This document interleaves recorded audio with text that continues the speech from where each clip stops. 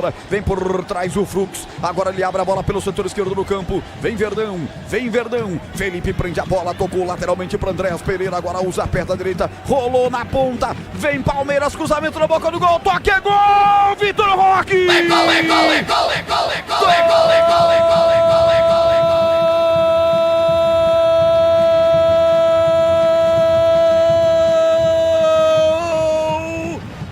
Palmeiras!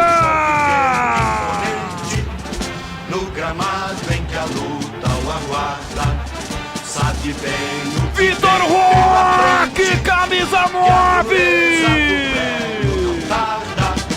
E o Palmeiras guardou da partida, Ele não perdoa! sabe sempre levar e vencer. Vitor Roque marca o gol de empate do Verde!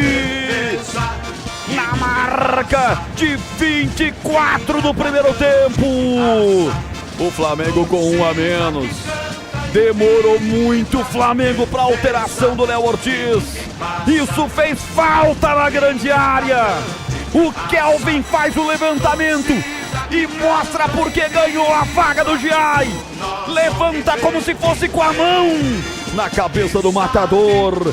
Vitor Roque para fazer o 13º gol dele no Brasileirão. Ele é fatal, ele é letal, é o tigrinho da pátria alviverde palmeirense. Empata o jogo e bota a justiça no Maracanã. Agora Flamengo 1, Palmeiras também 1. O que vale é o detalhe com Thaí Breno Beretta.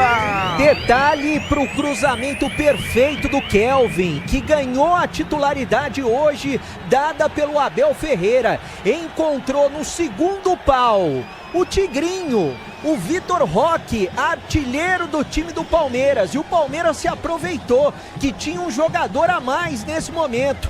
Ele cabeceou de olhos abertos no canto esquerdo, no ângulo esquerdo do goleiro Rossi, que nada pôde fazer. E como já dizia o Tigrão, só dava Palmeiras. Palmeiras fazendo jus a esse momento no primeiro tempo. Agora tá tudo igual. Flamengo 1, Palmeiras também 1, Roger. Empatado o jogo no